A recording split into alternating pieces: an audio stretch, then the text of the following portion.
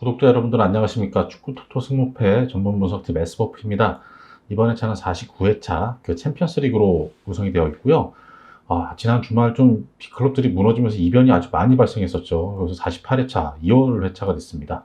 이 빅클럽들의 부진, 이게 챔피언스 리그까지 이어질지 한번 저희가 이번 14경기 분석 시작하도록 하겠습니다. 첫 번째 경기는 볼프스부르크와 잘츠부르크의 경기인데요. 볼프스부르크는 주전 공격수 베어호스트의 부상 결장으로 이 공격진 운영에 좀 어려움이 있죠. 최근 공식전 8경기에서 승리가 없습니다. 아주 좀 깊은 부진이에요.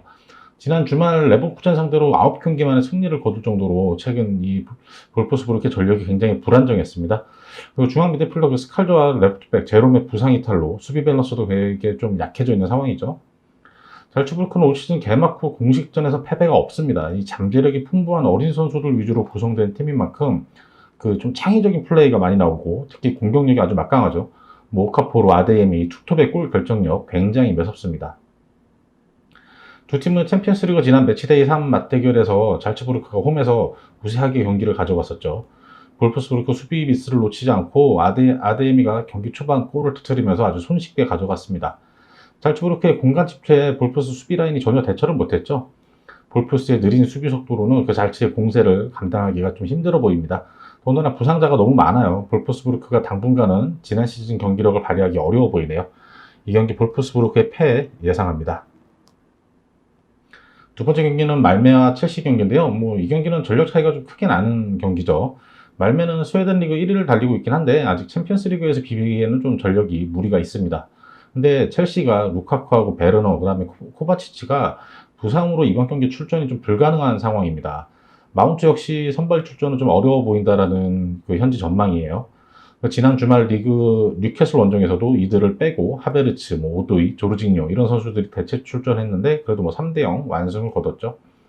주축 선수들이 부상이지만 말메 상대로는 첼시가 그렇게 크게 걱정할 상황은 아닐 것 같습니다.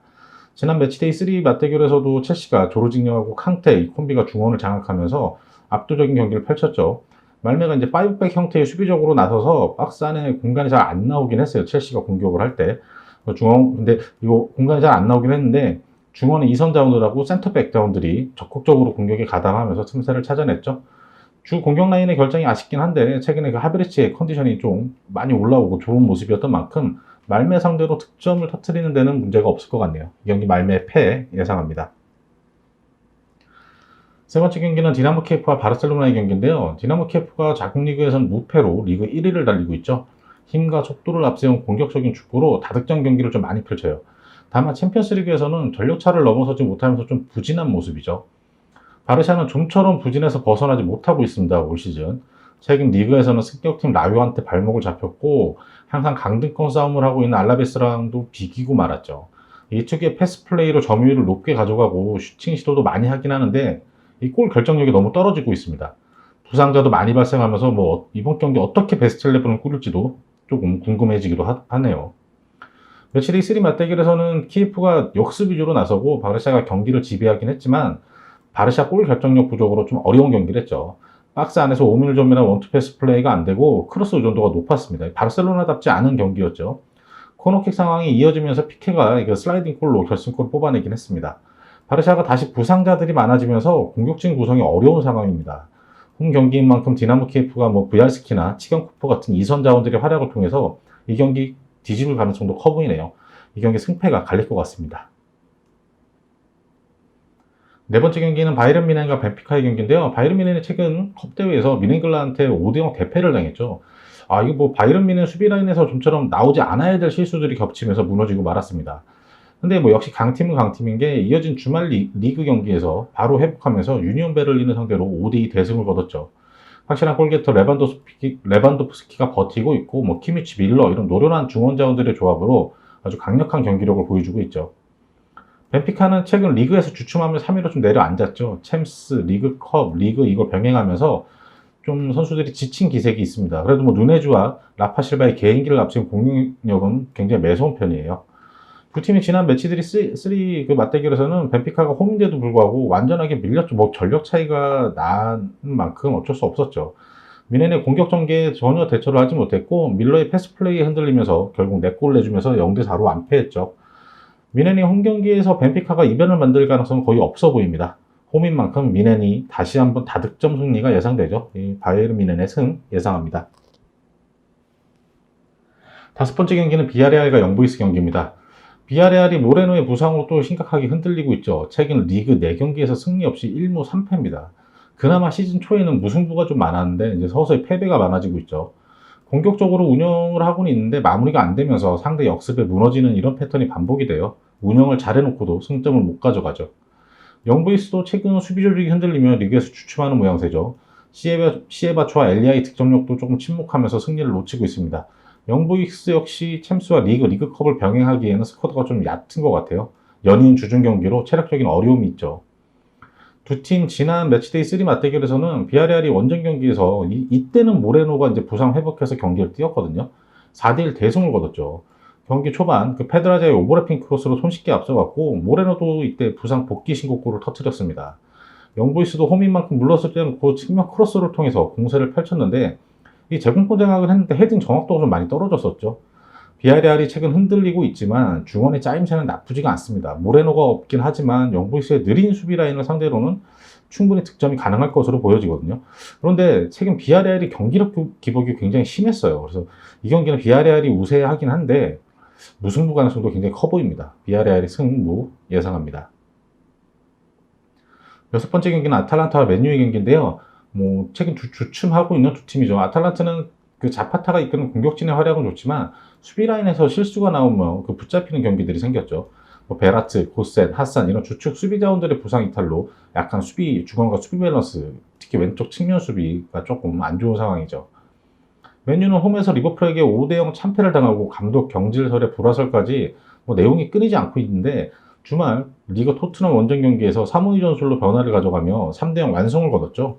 바란이 부상에서 복귀하자 풋백에서 3백으로 전환하기에도 좀 용이했고 수비라인도 안정감을 찾았습니다. 이 두 팀 매치데이 3 맞대결에서는 맨유가 경기 초반 흔들리면 0대2로 끌려갔습니다. 홈인데도 또 끌려갔었는데 후반 내리 3골을 퍼부으면서 역전승을 했죠. 이날 경기에서 아탈란타는 그 자파 코스타의 우측 돌파를 주 공격 루트로 맨유를 괴롭혔고 맨유는 상대 수비 뒷공간 노리는 한방 패스로 공략했죠. 이 페르난데스의 전진 패스가 레시포드나 호날두의 골로 연결된다면 이번 경기도 맨유의 승리가 굉장히 유력해 보입니다. 근데 아탈란타도 홈인만큼 물러서지 않을 거예요. 서로 치열한 난타전을 펼칠 것 같은데요. 이 경기 승패가 갈릴 것 같습니다. 일곱 번째 경기는 세비야와 릴의 경기인데요. 세비야가 부상자들이 복귀하면서 서서히 그 장점이 공격 축구를 뽐내고 있죠. 최근 컨디션이 저조했던 오캄포스도 주말 리그 경기에서 시즌 첫 골을 뽑아냈고 엔네시리도 부상 복귀에 교체로 출전하면서 컨디션을 점검했죠. 세비야는 올 시즌 공식전에서 단 1패밖에 없을 정도로 경기력이 굉장히 안정됐습니다. 엔네시리하고 라키치티 이런 주축 선수들의 부상 복귀로 경기력이 확실히 한층 더 공격적으로 나설 것 같습니다. 릴은 계속해서 리그에서 부진한 모습이죠. 데이비드 조나탄의 득점력은 뛰어나긴 한데 중원과 수비 밸런스가 무너지면서 최근 리그 3경기에서 1무 2패로 부진합니다. 아무래도 이적 선수들의 공백을 메우지 못하는 만큼 겨울 이적 시장 보강이 없이는 올 시즌 굉장히 힘들어 보이죠. 두 팀은 지난 매치데이 3 맞대결에서 세비야가 원정인 만큼 조금 조심스럽게 운영을 했죠. 릴은 공격적으로 나서려고는 했는데 내려앉은 세비야의 그 촘촘한 수비 조직을 뚫어내지 못했습니다. 이번 경기는 세비야가 홈 경기인 만큼 안정적인 운영보다는 이 3톱, 그 다음에 이선 자원들의 공격력을 통해서 확실한 승리를 노릴 것 같아요. 릴의 수비력으로 세비야의 공격진을 막아내기에는 벅차 보입니다. 이 경기 세비야의 승 예상합니다. 여덟 번째 경기는 유벤투스와 제니트의 경기인데요. 이 경기는 좀 어려워 보입니다. 유벤투스가 최근 리그 중위권 팀들한테 연패를 당하면서 고전했어요. 이 모라타, 다빌라, 투톱의 공격력이 좀 주춤하고 있고 키에사의 컨디션도 안 좋아 보입니다. 키에사는 이번 경기 결장 가능성도 있다고 해요. 중원에서의 경기 운영을 풀어주고 램지의 부상 공백도 크게 느껴지는 유벤투스입니다. 제니트는 최근 리그와 챔스에서 3연패의 부진이 있었는데 리그에서 모스크바 팀들을 상대로 7대1, 4대1 대승을 거두며 분위기를 바꿨죠. 이란 국가대표 공격수 아주문이 최전방에서 확실하게 제목을 해주고 있고 아르틴과 알렉산드르 이런 이성 공격 자원들의 득점력도 터지고 있습니다. 매치데이 3에서는 제니트가 홈이었지만 포백 라인과 중원에서 수비적으로 내려서며 안정적인 운영을 펼쳤죠. 아무래도 강팀을 상대하다 보니까 박스 중앙 쪽에 수비 숫자를 많이 주면 상대에게 공간을 안 내줬는데 크로스의 헤딩골로 유벤투스가 1대0으로 승리했죠. 유벤투스가 이겼지만 유벤투스가 굉장히 어렵게 이긴 그런 경기였습니다. 이번 경기에서 제니트는 원정인 만큼 다시 한번 더 수비적으로 내려서면서 클라우디뉴를 앞서는 역습이나 세트피스 득점을 노릴 것 같은데요. 유벤투스가 이선 자원들의 적극적인 공격 가담으로 숫자를 늘리면서 우세한 경기를 가져가겠지만 이 촘촘한 제니트 수비벽을 넘어서지 못하면서 무승부 가능성이 굉장히 커 보입니다. 유벤투스가 홈인 만큼 승리 가능성도 있지만 무승부 가능성도 굉장히 커 보이는 경기네요. 아홉 번째 경기는 AC밀란과 포르투의 경기인데요. AC밀란이 리그 11경기에서 10승 1무 무패 행진이죠. 나폴리와 함께 1, 2위를 달리고 있습니다. 확실히 안정된 경기력으로 지루할 레앙 콤비의 공격력에 질라탄까지 부상해서 복귀했죠. 공격진의 무게감이 확실히 굉장히 더해졌습니다. 포르투 역시 리그 무패로 선두를 달리고 있죠. 이란 국대 공격수 타레미를 앞세운 공격력이 매섭습니다. 리그 10경기에서 무려 25득점이에요. 리그에서는 확실히 한 수 위의 경기력으로 상대들을 압도하고 있죠. 두 팀은 지난 매치데이 3에서는 포르투가 홈에서 AC밀란을 압도하며 1대0으로 승리했습니다. 포르투가 경기장을 아주 넓게 쓰면서 좌우 측면에서 날카로운 돌파를 보였고 하프라인 위에서부터 아주 강한 압박으로 상대를 괴롭혔어요. 특히 결승골을 기록한 루이스 디아즈는 골대를 맞춘 슈팅도 나오고 측면과 중앙에서 굉장히 위협적인 속도 있는 플레이를 보여줬죠. 포르투가 지난 맞대결처럼 기세를 높여 밀란을 괴롭히긴 힘들어 보이네요. 아무래도 원정 경기다 보니까 내려쓸 것 같아요. 질라탄이 복귀하면서 확실히 차전방에서 볼 키핑과 연계가 더 좋아진 밀란입니다. 더군다나 홈에서 상대에게 밀려나는 경기를 할 팀이 아니죠. 이 경기는 밀란의 승 예상합니다. 10번째 경기는 라이프치히와 PSG의 경기인데요. 라이프치히가 시즌 초반 연패의 부진에서는 벗어났지만 좀 경기력이 들쑥날쑥하며 지난 시즌에 비해서는 확실히 침체된 분위기입니다. 다이옥과 코나테 이런 수비수들의 이적 공백으로 3백 라인이 좀 흔들리는 모습이 자주 나옵니다. 은쿠쿠 중심의 그 중원의 공격적인 운영은 좋지만 수비적인 부분이 많이 흔들리죠. PSG가 리그에서는 매경기 상대를 압도하며 2위와 8점 차 단독 선두를 달리고 있죠. 은바페와 메시가 부상과 컨디션 저하로 최근 주춤하고 있고 네이마르도 올 시즌은 좀 부진한 모습입니다. 근데 워낙 득점력이 뛰어난 이선 자원들이 많은 만큼 공격력에는 큰 걱정이 없었어요. 리그 경기에서는. 두 팀 매치데이 3 맞대결에서는 은쿠쿠를 측면이 아닌 최전방에 배치하면서 빠른 공세로 나섰죠. 라이프치가. 은바페의 역습에 선제 실점을 했지만 방향전환 패스를 통해서 상대를 흔들며 역전에 성공시키기도 했습니다. 그러나 후반 메시한테 내리 2골을 내주며 페널티킥까지 해서 패하고 말았었죠. 이번 경기는 PSG가 부상 결장 예상자들이 굉장히 많습니다. 은바페도 나오지 못할 것이고 메시도 출전이 어렵다라는 그런 현지 평가들이 있어요. 라이프치히가 올 시즌 공격력이 출중한 만큼 홈에서 은쿠쿠를 앞세워 공세를 펼치면 좀 우세하게 가져갈 경기로 예상이 됩니다. PSG도 중원의 득점력이 뛰어난 만큼 이 경기 라이프치히의 승 혹은 무 예상합니다. 11번째 경기는 리버풀과 AT 마드리드의 경기인데요. 리버풀의 상승세가 잠시 주춤했죠. 주말 리그 경기 그 브라이튼과의 홈경기에서 2대2 무승부에 그치고 말았습니다. 확실히 중원의 부상자들이 발생하면서 경기 운영에 어려움이 좀 있었어요. 최전방 공격진들의 컨디션은 좋고 위협적이었지만 중원에서 수비적인 부분에 좀 허점을 보여주고 말았죠. AT 마드리드는 올 시즌 경기력이 예전만 못했지만 서서히 좋아지고 있습니다. 그 장기였던 짠물 수비에 균열이 생기며 무승부가 좀 많았었는데 그래도 지난 주말 베티스를 상대로 오랜만에 3대0 완승을 거두며 흐름을 바꿨죠. 매치데이 3에서는 리버풀이 AT 마드리드 원정에서 승리하긴 했는데 좀 가까스로 승리했죠. 살라를 앞세워가지고 먼저 2대0으로 앞서갔는데 그 그리즈만의 연속골로 전반을 2대2로 마쳤죠. 후반 초반 그리즈만이 퇴장당하면서 수적 우세를 가져갔긴 했는데 골문을 열기가 쉽지가 않았습니다. 결국 페널티킥골로 승리를 했는데 이번 경기에서는 리버풀이 중원 구성을 어떻게 하던 AT 마드리드의 빠른 측면 공략과 이 수아레즈 특유의 뒷공간 침투에 어려운 경기를 할 것 같아요. 최근 두 팀 모두 경기 수가 많았던 만큼 부상자가 많은 리버풀이 조금 더 힘들어 보입니다. 서로 살라와 수아레즈를 앞세운 빠른 공세로 치고받을 경기가 될 것 같은데요. 이 경기 아무래도 승패가 갈릴 것 같습니다. 리버풀의 승패 예상합니다. 12번째 경기는 스포르팅과 베식타시의 경기인데요. 스포르팅은 리그 우패로 완벽한 공수 밸런스를 보여주고 있죠. 리그 10경기에서 단 4실점밖에 안 했습니다. 수비력이 굉장히 안정되어 있습니다. 최전방 공격진의 득점 부진이 조금 아쉽긴 한데 중원에서의 득점 지원력도 뛰어난 편이죠. 베식타시는 최근 실점이 늘어나며 패배 역시 늘어나고 있죠. 바추아의 득점포도 좀 침묵하면서 리그 순위도 내려가고 있습니다. 최전방 은쿠두의 장기 부상 결장이 아쉬운 그런 상황이죠. 중원에서 팀의 밸런스를 잡아줄 조세프도 부상으로 지난 주말 리그 경기에서는 결장했거든요. 그래서 이번 경기 출전 여부가 좀 불투명한 상황입니다. 지난 매치데이 3에서는 스포르팅이 센터백 코아케스가 전반에만 코너킥에서 2개의 헤딩골을 터뜨리며 손쉽게 앞서갔죠. 후반에도 2골을 추가하며 4대1로 완승을 거뒀습니다. 결과는 4대1로 스포르팅이 완승으로 보이긴 하는데 내용적으로는 베시타시가 홈에서 잘 받아쳤습니다. 스포르팅이 원정인 만큼 수비적으로 내려서서 역수비적으로 나섰던 경기였죠. 이번 경기는 스포르팅이 홈인 만큼 조금 더 공격적으로 나설 것으로 보이고요. 공격진이 최근 부진했던 베시타시가 스포르팅의 수비 라인 뚫어내기에는 좀 벅차 보이죠. 이 경기 스포르팅의 승 예상합니다.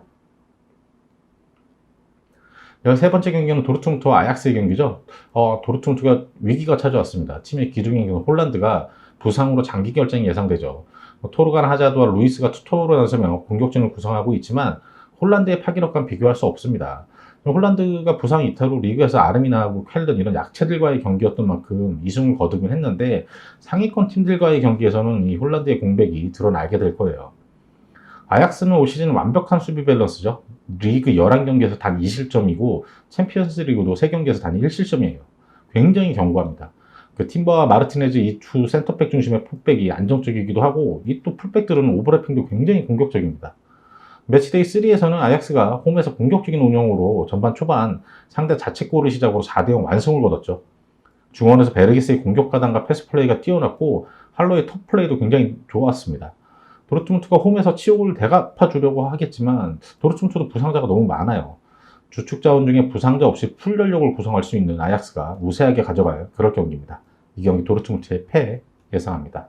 14번째 경기는 셰리프티와 인테르의 경기입니다. 셰리프티는 몰도바 리그의 상위권 팀으로 챔피언스 리그에서는 별로 큰 기대를 받지 못했는데 거함 레알 마드리드를 2대1로 제압하고 샤크타르한테 2대0을 완승을 거두는 등 매서운 모습을 보여주고 있죠. 수비적으로 내려서면서 트라우레 같은 아주 빠른 선수를 이용한 역습이 주 공격 루트입니다. 인터밀란은 전통의 강호답게 올 시즌 역시 안정적인 경기력으로 선두권을 달리고 있죠. 루카쿠가 떠난 공백을 제코가 확실히 메꿔주고 있습니다. 제코, 라우타로 이 콤비의 전방 공격력이 뛰어나죠. 중원에서 마르셀로 브로조빅의 공수 밸런스도 굉장히 뛰어나고 호아킨 코레아 같은 조커들의 활약도 뛰어납니다. 매치데이 3 맞대결에서는 인테르가 홈에서 일방적인 경기 펼치며 3대1로 완승을 거뒀죠. 셰리프가 수비적으로 나섰긴 했는데 짜임새는 인테리의 공세를 막아내기엔 벅찼습니다. 특히 이 제코와 같은 피지컬적인 공격수를 수비하기에는 좀 벅차 보였죠. 틸의 왼발 중거리 프리킥골로 셰리프티가 한 골 쫓아가긴 했지만 인테르 공세에 무너지고 말았던 경기죠. 이번 경기도 인테르가 어렵지 않게 승리할 경기입니다. 전력 차이가 너무 크죠. 셰리프티의 패 예상합니다. 마지막으로 49회차 14경기 최종 픽 확인해 보겠습니다. 1경기에는 볼프스부르크의 패, 2경기 말메의 패, 3경기 키예프의 승패, 4경기는 미넨의 승, 5경기 비아레알의 승무, 6경기는 아탈란타의 승패, 7경기 세비야의 승, 8경기 유벤투스의 승무, 9경기는 밀란의 승, 10경기 라이프치히의 승무, 11경기 리버풀의 승패, 12경기 스포르팅의 승, 13경기 도르트문트의 패, 14경기 셰리프티의 패. 이상으로 저희는 49회차 경기 분석 영상 마치도록 하겠고요. 저희는 또 주말에 있었던 경기들 다시 리그 경기들 EPL과 라리가 꼼꼼히 다 분석해서 50회차 분석 영상으로 다시 찾아뵙도록 하겠습니다.